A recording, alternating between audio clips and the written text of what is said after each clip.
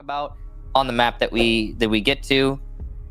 Theme Park's still in here, so okay, Cafe Band instead of Theme Park by SSG. So where many other teams today are playing just for bragging rights, these squads are definitely playing for something at least halfway meaningful. So that's so TSM going to have to fight from the back foot. Bolo will get one from behind. Plant coming down here from Canadian. No one's in a position. TSM have to retake into this, and it's not going to be easy as Canadian shuts down Merc. Bolo from behind, shooting a corpse, and will die to Rampy shotgun. It's all on Geo, who gets shut down by Canadian. SSG, a solid post-plant lockout.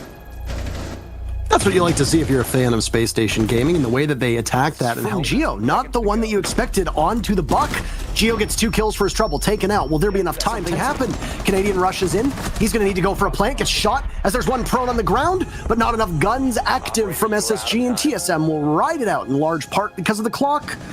A little too much time taken by SSG, and Geo ends up saving that round by eating away over a minute and a half. Thieves has taken. Speaking of casualties, well, there's the first. Merc go down. As I was seconds left.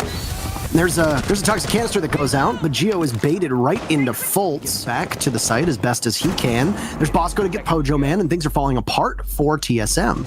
They're going to need to get into the bomb site and plant. It's being done by Canadian right now. Achieved gets Rampy, his position given away. It's a return to the site from Bolo. Achieved's not going to make it that far in. Amidst the smoke, a C4 from Bolo gets tossed out, and he is lost. Space Station lock out the round in the post plant for the second time so far on attack.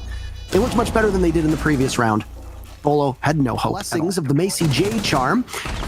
He takes out one, cannot collect Fultz, who takes... Nice attempted flank there from Achieve, but it gets shut down by Fultz, who gets the second kill.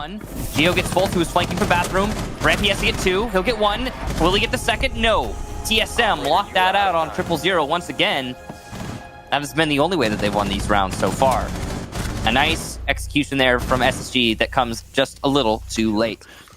No flank routes being given at the moment, as there goes an air jab, and with it he's only got a bullets worth of HP. There's no way he's going to be able to stop this plant. He'll post plant, and he'll be shut down. SSG clean up that round. 25 seconds is plenty, as it turns out, for Space Station, and successful assault onto Throne. Well executed. Dominant nature in which they win. Now it's a nice C4 there from TSM. So an aggressive play. Smoke, there's Pojo Man. His head spotted for a second. He's taken out by Rampy, who barges right in. He gets the skeleton key, and down goes Jaeger. He's doing so well. Looking for yet another. Down goes Merc. Perfect. He's got a 4K lined up. Diffuser for Canadian goes off. Bosco gets achieved, and Rampy looking for a third. As he's got Bolo in his line of sight, it's Canadian who'll get it instead. 4-2 is pretty darn good for the attackers here on Theme Park, and they've got first place in NA. Lined up and waiting. They've got it in their mind. No, Geo is utility starved. Most people are utility starved, except for Achieved and Bolo. Trades of kills coming in with Bosco starting it off. Answered back by Achieved. There's the Jaeger ready and willing. It'll hit, but a little bit too late. Canadian can't soften up the player on Throne Wall right now, putting us back into a 2v2 with the objective. He's flashed and blinded, thinking he's getting some damage done. He came close. Inside the bomb site is the Ash of Bolo, and nobody seemed to know it. As so was Geo. They were both in great position, and they hold in the post plant. It's the Dokkaebi to run right in and gun down the Kaid. Dash playing farther away. You know how likely it is that team is going to be able to hang on. Rampy's bold play claims Pojo Man. Merc goes down. Both teams take 2 of too early. No damage being done. It's all now up to Fultz. He's inside a bathroom. Arcade toilet as it's called, and it's going to get real messy in there. Geo finishes it off, and these teams are now tied up. This is why they're competing for first. This is how close these squads are. 4-4 through 8 rounds from the buck. Achieved is looking for yet another. He sees the shoulder, the pauldron of thinking nade. Down he goes. I'll try to rush on in. Fultz with 2 kills. 3 kills for Fultz. He's on his back. What else can he do? Take a break there. Your back must be contest. Diffuser goes down successfully, but Rampy is better than Geo, leaving Bolo now in a 1v3. He's going to get shot from multiple angles. 4 kills from Fultz. A 3v0. A celebratory slap comes in from Bosco, and the lead will go back in favor of Space Station. Bond defusing attempt failed. Attackers win. Solid job there to SSG. And Fultz specifically, of course. So here we go. Smokes to cover the cross, but Bosco's there, and he's better with the TCSD 12. And that's definitely going to be key as does Merc, who lands his on the roam from Rampy that gets shut down. The cross is not held, though, and Merc has to pick up one more by Throne before getting shut down by Canadian. Over by the breach is Bolo and Geo. The push from Canadian gets shut down, but thinking Nate in a 1v1 against Bolo. He's barely got any time. In fact, he doesn't have time, and Bolo will win it on time alone. A nice try there on the retake for SSG, but TSM once again managing to attack Throne. To work around the ADSs by Jaegers. It's a cafe take. Down goes Bolo as Fultz just goes entirely stop the defense from being able to do too much as Pojo goes for the defuse. Merc with one. Down goes Pojo Man. C4 ready in hand. There it goes. Third execute going in a row. There goes a C4. Down goes Geo. Say goodbye. Rampy with a second. My goodness, it's Merc now in a 1v3. He's on the stairs. He's been so great today from below, and there he goes. But not enough. He gets splattered. Goodbye so long. Rampy takes out Thinking Nade. And with that, Space Station will take the round. So long, Merc. You were good, son. Real good. Maybe even the best, but not today. Opening up the evil eye, but it looks like they're going to use the exothermic on the wall. Canadian will get a kill from, I believe, Barrels. Still a roamer upstairs, and Geo's contesting with that. Achieve downstairs is fighting for his life, and that's going to be all on Achieve now. 1vx, and he will die to Fultz. Space Station, take the match, take the 3 points, take the $50,000, and take first place in North America. In Sao Paulo, had the finals not been canceled due to what's going on around the world. A good effort for everybody, a rough one from Pojo Man going almost 007, which is his old handle. Funny enough, Pojo Man 007 interview underway. Hello, hey, how's it going? Lycan, how are you? I'm good, man. Very excited. Very excited. Obviously, nowhere near as excited as when you won the Invitational. Yeah, that's once in a lifetime. That is. Now, your team finished first. You went a perfect 7-0 run in the second half. You didn't drop a single game. You needed almost every single round to do it. What is it? What is the secret to your team? What is the secret to your team's success over the last couple months, looking literally unbeatable? I think we kind of got a little blessed by the direction that Ubisoft took the game. With the slow meta that everyone is being forced to play. A lot of people have been complaining about it, asking me questions about it, but I keep telling them, like, we've literally been playing this kind of Siege for over a year. Like, we know how to play the ins and outs of the slow, isolated attacks and everything, and it's what we're good at. So, yeah, I think we got a little lucky. I think, the teams at the top also very good, and we had really good games against both of them, so really happy with how it turned out. Really happy that we kind of broke some of the ties and stuff that we've had on online seasons and everything like that. So it's a really good feeling right now, for sure. Let's talk about this matchup in particular. You go up against TSM. You just played them at the 6 Invitational. From you as a coach, how much prep work goes into this matchup, knowing what all is on the line? Yeah, I'd like to tell you that, there was all these crazy things being done.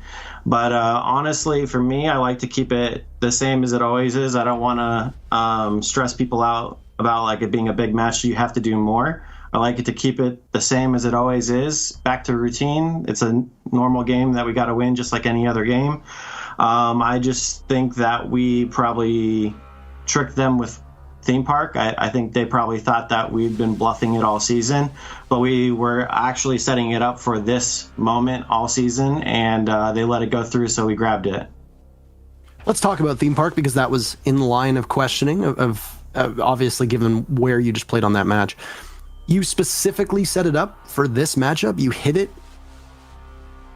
Yeah, we had other chances where we could have gone there, and we kind of wanted to. I think the only ones we didn't want to go to, we knew Tempo was specifically beating us, and no other teams. Other teams were kind of beating us a little bit, but we knew that most teams were leaving up maps that we liked, so we could go there, border, and we got Clubhouse one time and stuff like that. So we knew that if we kept showing that we were willing to play on it, or when we did ban it, we wanted to ban it early so it looked like we were completely giving up on it, that eventually there was going to be a team that thought we were bluffing on it and we would take it.